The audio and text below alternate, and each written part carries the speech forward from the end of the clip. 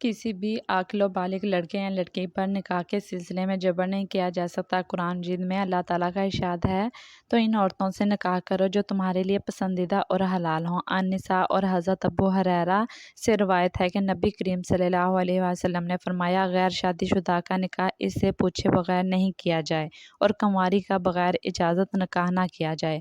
عشنا نے تعلیم مکمل کی۔ اب وہ آگے مزید پڑھنا چاہتی تھی، لیکن گھر کے حالات کچھ ایسے تھے کہ نہیں پڑھایا جا سکتا تھا۔ عشنا 3 بہنیں 3 بھائی تھے۔ باپ دنیا سے چل بسا تھا، ماں حیات تھی۔ عشنا کی زندگی بے حد حسین اور جمیل تھی۔ اللہ پاک نے بے پناہ خوبصورت بنایا تھا۔ بڑی بڑی آنکھیں تھیں، بھائی بڑے تھے، سب کی شادی ہو چکی تھی، بہنوں کی بھی شادی ہو چکی تھی، اب بس عشنا رہ گئی تھی۔ عشنا گھر میں فارغ تھی تو سوچا کیوں نہ قرآن مجید کا ترجمہ پڑھ لیا جائے۔ مدرسہ جا کر امی سے اجازت لی تو ماں نے کہا، ٹھیک ہے بیٹی کر لو۔ عشنا بہت خوش تھی، وہ مدرسہ جانے لگی اور اس نے 6 ماہ میں ترجمہ تفسیر کر لیا۔ اب عشنا باحجاب باپردہ رہنے لگی تھی۔ پھر کچھ یوں ہوا، عشنا کا دل کسی کے لیے دھڑکنے لگا۔ وہ محلے کا لڑکا جس کا نام ساحل تھا، ساحل کوئی پیارا یا پڑھا لکھا یا کوئی اچھی جاب نہیں کرتا تھا۔ نہ جانے کیوں عشنا کو ساحل اچھا لگنے لگا۔ دونوں پہلے تو نگاہوں ہی نگاہوں سے ملاقاتیں کرنے لگے۔ کبھی عشنا نے دروازے پہ کھڑا ہونا اور گلی سے گزرتے ہوئے ساحل نے دیکھ لینا، اور کبھی چھت پر کھڑے اشاروں سے باتیں۔ رفتہ رفتہ وہ قریب آتے گئے، محبت کا دیا روشنائی دینے لگا، دل میں خوشبو محبت مہکنے لگی۔ پھر پہلی بار چاند رات، عید سے 1 رات پہلے، ساحل ہاتھوں میں چوڑیاں لیے عشنا کو بلا رہا تھا۔ عشنا دبے پاؤں دروازے پہ آئی۔ ساحل نے جلدی سے عشنا کا ہاتھ پکڑا اور ہاتھ پہ ایک بوسہ کیا۔ دل زور زور سے دھڑکنے لگا۔ عشنا نے گفٹ لیا اور کہا، اب جاؤ، اور ہاں یہ میرا فون نمبر، ٹھیک ہے؟ ساحل مسکراتے ہوئے چلا گیا۔ عید کے دن عشنا سچ سمجھ کر چوڑیوں کی خوبصورتی، پائل کی جھنکار گلی سے گزر کر اپنے چاچو کے گھر جا رہی تھی۔ ساحل سامنے کھڑا دیکھ رہا تھا۔ عاشق جب محبوب کو دیکھے تو وہ زمانے کو بھول جاتا ہے اور محبوب کی آنکھوں میں فنا ہو جاتا ہے۔ محبت آہستہ آہستہ سفر طے کرنے لگی۔ یاد رکھنا ساحل، اگر تم نے مجھے نہ اپنایا تو میں خود کو اتنا درد دوں گی، اتنا درد دوں گی کہ تم میرے انجام پر رونے لگو گے۔ ساحل مسکرایا، کیا کہہ رہی ہو پاگل، بہکی بہکی باتیں نہ کیا کرو، کبھی کبھی تو قسم سے مجھے تم سے ڈر لگتا ہے۔ عشنا ہنسنے لگی، نہیں ساحل، بات ڈر کی نہیں ہے، محبت کی ہے جو میں تم سے بے پناہ کرتی ہوں، تمہارے خوابوں میں جینے لگی ہوں، تمہاری ہر بات میری سر آنکھوں پہ ہے۔ تم کہو عشنا بازار کی طوائف بن جاؤ تو بن جاؤں گی، تم کہو عشنا میرے گھر کی عزت بن جاؤ تو بن جاؤں گی، لیکن شرط یہ ہے تمہارا ہاتھ میرے ہاتھ میں رہے۔ میں نفسیاتی نہیں ہوں ساحل، میں باوفا لڑکی ہوں۔ محبت عروج پہ تھی۔ ساحل نے اپنے گھر بات کی، چونکہ عشنا بہت پیاری پڑھی لکھی بھی تھی۔ ساحل کے گھر والوں کو کوئی اعتراض نہ تھا۔ کچھ دن گزرے، ساحل کے امی ابو عشنا کے گھر آئے۔ عشنا کی ماں سے رشتے کی بات کی تو ماں نے کہا، آپ کا بیٹا کوئی کام دھندہ کرتا نہیں اور میں تو اپنی بیٹی کے لیے کوئی 4 پیسے کمانے والا لڑکا ڈھونڈوں گی۔ عشنا کی ماں نے صاف انکار کر دیا۔ جب ساحل کو پتہ چلا تو تڑپنے لگا۔ اب دل چاہ رہا تھا عشنا کو بھگا کر لے جائے، لیکن گھر میں اپنی جوان بہن کی جانب دیکھتا اور خاموش ہو جاتا۔ میں عشنا کو لے جاؤں اور کوئی میری بہن کے ساتھ نہ ایسا کرے۔ اب دونوں رو رہے تھے۔ کیا کروں؟ ساحل نے مسکرا کر کہا، میری جان، میں دبئی چلا جاتا ہوں، تمہاری امی سے بات کر لیتے ہیں، 2 سال میں خود کو سیٹل کر لوں گا۔ عشنا کی امی سے بات کی تو فیصلہ یہ ہوا، ساحل دبئی چلا جائے، 4 پیسے کمانے لگ جائے تو ہم دونوں کی شادی کر دیں۔ ساحل کو بھی 8 ماہ ہوئے تھے۔ ساحل کی وہاں کسی کے ساتھ لڑائی ہو گئی، وہاں کی پولیس نے ساحل کو جیل میں ڈال دیا۔ ادھر عشنا کی ماں کو ایک رشتہ کسی نے بتایا، لڑکا پراپرٹی ڈیلر تھا، اپنا گھر، گاڑی، بینک بیلنس سب کچھ تھا، ہاں بس عشنا سے کوئی 10 سال بڑا تھا۔ ماں نے اس رشتے کی بات چلائی۔ اس لڑکے کا نام توحید تھا۔ توحید سے ملاقات ہوئی۔ توحید نے بتایا اس کے ماں باپ نہیں ہیں، ایک بہن ہے، وہ بھی کراچی رہتی ہے۔ اپنے بچوں کے ساتھ توحید کا گھر دیکھا، محل نما گھر تھا، 2 عدد کاریں بھی کھڑی تھیں۔ عشنا کی ماں کو توحید بہت پسند آیا۔ عشنا سے بات کی تو عشنا نے صاف انکار کر دیا، میں مر سکتی ہوں لیکن ساحل کے علاوہ کسی سے شادی نہیں کروں گی۔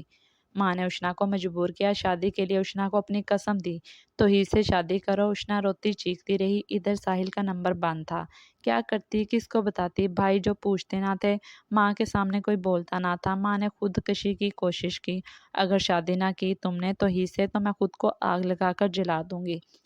कुछ ना बेबस हो गई, ज़बरदस्ती तौहीद से शादी करवा दी। चीख चीख कर रोते हुए उष्णा ने तौहीद को कबूल किया। क़यामत क्या होती है कभी इससे पूछना, जिसके दिल में तो कोई और धड़कता हो और इसका हाथ किसी और के हाथ में हो। मौत क्या होती है इससे पूछना, जिसके ख्वाबों में कोई और जीता हो और जिस्म का हकदार कोई और हो। उष्णा तौहीद के साथ विदा हो गई। सच तो ये था अब साहिल के बिना उष्णा ने जीना छोड़ दिया था। उष्णा थी तो खूबसूरत, लेकिन अब खूबसूरती मांद पड़ने लगी थी, क्योंकि इसे लगता था साहिल जानबूझकर इसे छोड़ गया था। ना कोई फ़ोन, ना कोई कॉल, साहिल के घर वाले भी कुछ नहीं जानते थे। तौहीद ने आहिस्ता से कहा, उष्णा अब मेरी बीवी हो तुम, मैं तुम्हारे बारे में सब जानता हूँ। तुम किसी से प्यार करती थी, भूल जाओ अब उसे और मुकम्मल मेरी होकर रहो। उष्णा कांपती आवाज़ में बोली, मैं शादी को शादी नहीं मानती, ये सौदा किया है तुमने मेरी माँ के साथ। तौहीद प्यार से बोला, उष्णा मैं बहस नहीं करना चाहता। ना तो किसी ने कोई सौदा किया है, ना कोई ज़बरदस्ती हुई है। ये देखो ये घर तुम्हारा है, तुम इसकी मालकिन हो। मेरा सब कुछ अब तुम्हारा है। उष्णा रोते हुए बोली, तौहीद मुझे तलाक दे दो, मैं तुम्हारे साथ नहीं रहना चाहती। इस बार तौहीद को गुस्सा आया। इसने उष्णा के मुंह पे थप्पड़ मार दिया, कुत्ते की तरह भौंकना बंद करो। आज के बाद मैं तुम्हारे मुंह से ऐसी कोई बकवास ना सुनूं। उष्णा रोने लगी, मेरी अम्मी ने बहुत गलत किया मेरे साथ, मुझे ज़िंदा लाश बना दिया। थोड़ी देर बाद तौहीद पास आया। उष्णा सॉरी मेरी जान। गुस्से में हाथ उठ गया था। उष्णा ने आंसू साफ किए, करवट बदल कर लेट गई। दिन गुजरने लगे। साहिल दुबई में जैसे रहा हो गया। जब इसे पता चला उष्णा की शादी हो गई है तो वह पाकिस्तान आया। इसने काफ़ी तमाशा किया उष्णा की माँ के साथ, लेकिन अब क्या किया जा सकता था।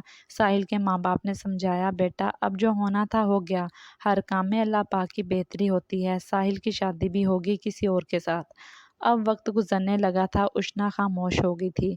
इसने तौहीद को कबूल कर लिया था। अब वहाँ एक लड़का तौहीद का हमसाया, वो उष्णा पे आशिक हो गया था। वो उष्णा को बातों ही बातों में अपनी आशिकी का इजहार करता था। वो उष्णा से हमदर्दी करता था, उष्णा से मोहब्बत भरी बातें करता था। उष्णा समझती थी कि वो लड़का आदिल किस नज़र से बात करता है, लेकिन खामोश रहती। तौहीद हर रोज़ उष्णा को डिनर करवाने बाहर लेकर जाता। वो बड़े बड़े होटल में लेकर जाता, कैंडल नाइट डिनर किया करते थे। तौहीद ने अपना एटीएम कार्ड उष्णा के हाथ पे रखा और कहा, मेरी जान जो दिल चाहता है ख़रीदो, जो दिल करता है खाओ पियो, सब पैसा तुम्हारा है। उष्णा खामोश रहती। उष्णा को एक दिन साहिल की बहुत याद आ रही थी। उष्णा ने इस लड़के को अपनी सारी बात बताई, जो इनका हमसाया था और उष्णा को चाहने लगा था। आदिल से कहने लगी, मुझे किसी तरह से साहिल का नंबर ला दो। आदिल मुस्कुराकर बोला, उष्णा ला दूंगा, मुझे बताओ साहिल का घर कहाँ है। आदिल को एड्रेस दिया। आदिल भी ठहरा आशिक, इसने सर तोड़ कोशिश की और नंबर ढूंढ निकाला, उष्णा को ला कर दिया। उष्णा घर में अकेली रहती थी, क्योंकि तौहीद के बकौल इसके माँ बाप नहीं थे।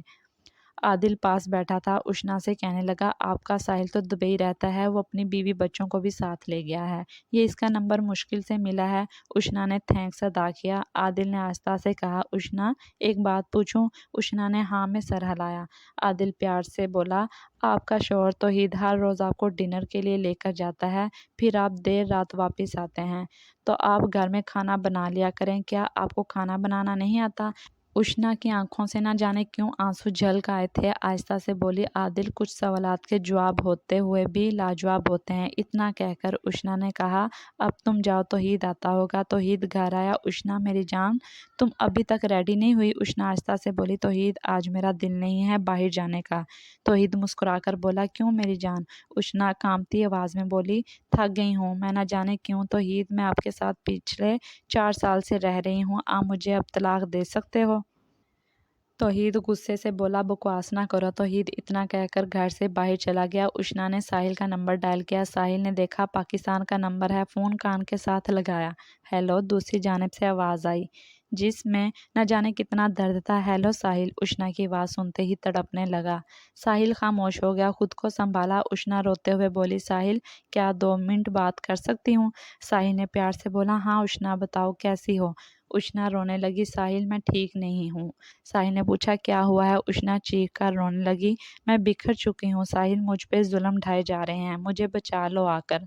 साहिल मैं कैसे बताऊँ मैं किस दर्द से गुजर रही हूँ। साहिल हौसला देते हुए बोला, उष्णा मुझे बताओ क्या हुआ है। इतने में तौहीद दरवाजे पे खड़ा सुन रहा था बातें उष्णा की। जल्दी से दरवाज़ा खोला, उष्णा के हाथ से मोबाइल पकड़ा और दीवार के साथ दे मारा। कुत्ती कमीनी किस आशिक से बात कर रही हो। तौहीद ने उष्णा को 3-4 थप्पड़ मार दिए। उष्णा अब बस तौहीद से जान छुड़ाना चाहती थी, लेकिन किस कीमत पे। ना माँ बाप सुनने के लिए तैयार थे, ना भाई। उष्णा ने फिर एक सख्त फैसला किया। आदिल को फ़ोन किया, जो प्यार करता था उष्णा से। इसे कहा, आदिल एक आखिरी काम करोगे मेरे लिए? आदिल ने आशिकाना अंदाज में कहा, हाँ उष्णा। आदिल से कहा, क्या मुझे चूहे मारने वाली दुआ लाकर दे सकते हो? आदिल चौंक गया। उष्णा क्या कह रही हो आप? उष्णा ने कसम दी, मुझसे प्यार करते हो तो ला दो। आदिल ने दूसरे दिन चूहे मारने वाली दुआ लाकर दे दी। उष्णा ने शाम को डिनर पे जाने से पहले चाय में मिलाई और अपने शौहर तौहीद को पिला दी। चंद मिनट गुजरे, तौहीद तड़पने लगा, ज़मीन पे गिर गया। उष्णा ने कुल्हाड़ी उठाई और तौहीद के सर पे वार किए कि सर तन से जुदा कर दिए। इतने में आदिल घर आया, देखा तौहीद ज़मीन पे खून में लथपथ पड़ा है। उष्णा पास बैठी रो रही थी। आदिल मंजर देखकर भाग गया। उष्णा चीख चीख कर रोने लगी। जब उष्णा भी वहां से भागने लगी तो मोहल्ले वालों ने देखा उष्णा के कपड़े खून से लथपथ हैं। उष्णा को पकड़ लिया। फिर राज खुला, उष्णा ने अपने शोहर को कत्ल कर दिया है। पुलिस को कॉल की। उष्णा को हथकड़ियां लगा दी गईं। उष्णा खामोश थी। बहुत बेरहमी से कत्ल किया था। सब लोग उष्णा पर थूकने लगे, औरत के नाम पे धब्बा हो। कुछ कहने लगे, इसको संसार कर दो। कुछ ने कहा, इस जालिम औरत को चौराहे पे सूली चढ़ा दो। उष्णा को थाने ले गए। उष्णा ने अपना जुर्म कबूल कर लिया। फिर एक न्यूज़ चैनल का रिपोर्टर आया। इसने माइक पकड़ा। उष्णा से पूछा, कितनी बदबख्त लड़की हो तुम। अपना हुस्न देखो और अपना जुल्म देखो। सुना है तुम्हारा एक आशिक दुबई में है और एक हमसाया था आदिल, इसके साथ भी गलत ताल्लुकात है तुम्हारे। कितनी गंदी औरत हो तुम, क्यों कत्ल किया अपने शोहर का? उष्णा आहिस्ता से बोली, बस मैं इसके साथ नहीं रहना चाहती थी। साफ़ी ने पूछा, तो तलाक ले लेती। उष्णा धीमे लहजे में बोली, नहीं देता था तलाक। सहाफ़ी चिल्लाकर बोला, क्या तुमको शर्म नहीं है? अपने आशिकों के लिए तुमने अपने शोहर को कत्ल कर दिया। उष्णा खामोश हो गई और कहने लगी, मैं बदकिरदार औरत नहीं हूँ, मेरा अल्लाह जानता है मैं क्या हूँ। सहाफ़ी ने काफ़ी बुरा भला कहा। उष्णा को फिर कहने लगा, तुमको पता है तुमको सजाए मौत होगी। इस बार उष्णा मुस्कुराने लगे। अल्हम्दुलिल्लाह, जैसे चेहरे पे एक सुकून आ गया हो। हर देखने सुनने वाला उष्णा को गालियां दे रहा था और फिर अदालत ने उष्णा को उम्र कैद की सज़ा सुनाई। मैं फारिस इस लड़की की वीडियो देख रहा था। मुझे इसकी आंखों में एक दर्द दिखाई दे रहा था। मेरा दिल नहीं मान रहा था ये लड़की बदकिरदार होगी। ज़रूर कुछ ना कुछ ऐसा है जो इसने अपने दिल में छुपा रखा है। मैंने हर मुमकिन कोशिश की इसे तलाश करूं, वो किस जेल में है। मैंने इसकी सारी डिटेल ली। बिलाखिर 2 माह बाद मुझे इसका एड्रेस मिल गया। मैं जेल जा पहुंचा। पुलिस वालों को अपना तारुफ दिया और सिर्फ 20 मिनट के लिए इस लड़की से मिलना चाहा। पहले तो उष्णा मिलना नहीं चाहती थी, फिर बहुत कोशिश के बाद इसने हाँ की। मैं जब जेल में गया, देखा नूरानी चेहरा, मासूम सी लड़की, नाजुक सी, मसल्ले पे बैठी असर की नमाज़ पढ़ रही थी। मैं इंतज़ार करने लगा। जब नमाज से फारिग हुई तो इससे मुलाकात रूम में लाया गया। इसको हथकड़ियाँ लगी हुई थी। मैंने पुलिस वाले से कहा, इसकी हथकड़ी खोल दें। उष्णा मुझे देख रही थी, फिर आहिस्ता से बोली, आप कौन हैं? मैंने कुर्सी पे बैठने का कहा और बताया, मैं फारिस हूँ। इसे अपने बारे में सब बताया। उष्णा की आंखों में देखते हुए पूछा, उष्णा मेरा दिल नहीं मानता, तुम बदकिरदार लड़की हो, मुझे वो राज बताओ जो दिल में छुपाए जी रही हो। उष्णा की आंखों में आंसू छलक गए। आहिस्ता से बोली, फारिस भाई आप क्या करेंगे जानकर? मैंने प्यार से कहा, फारिस शायद किसी और की ज़िंदगी बचा सके। उष्णा ज़ोर ज़ोर से रोने लगी। पुलिस कांस्टेबल भी पास खड़ी थी, वो शायद इससे डर रही थी। कांस्टेबल को बाहर जाने की रिक्वेस्ट की। उष्णा रोते हुए बोली, मैं तो इससे शादी नहीं करना चाहती थी, लेकिन मेरी माँ ने ज़बरदस्ती शादी कर दी थी। मैं बहुत अच्छा जीना चाहती थी, लेकिन शादी के 10 दिन बाद मुझे पता चला तौहीद अच्छा इंसान नहीं है।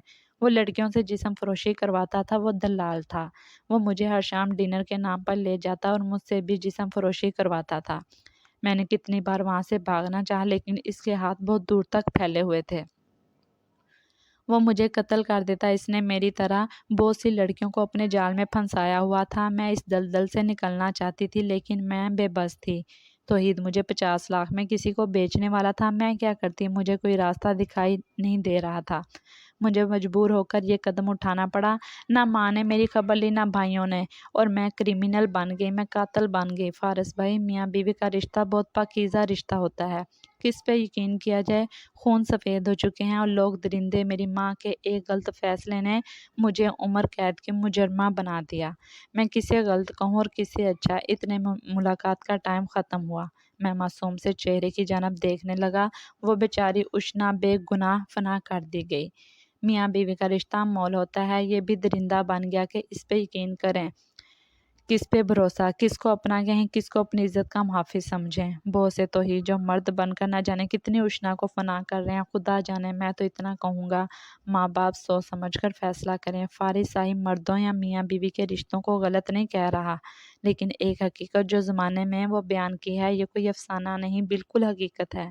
अपनी बेटियों को हक के लिए लड़ना सिखाएं, इनकी हिम्मत बने, इनकी ताकत बने। सिर्फ शादी करके ये ना सोच लिया करें जिम्मेदारी पूरी हो गई है। वक्त बहुत नाजुक चल रहा है। लड़की को फारिस इतना कहेगा, मोहब्बत से दूर रहे, ना जाने कौन सांप बनकर डस जाए। इस तहरीर का मकसद किसी रिश्ते या किसी का दिल दुखाना नहीं, बस इस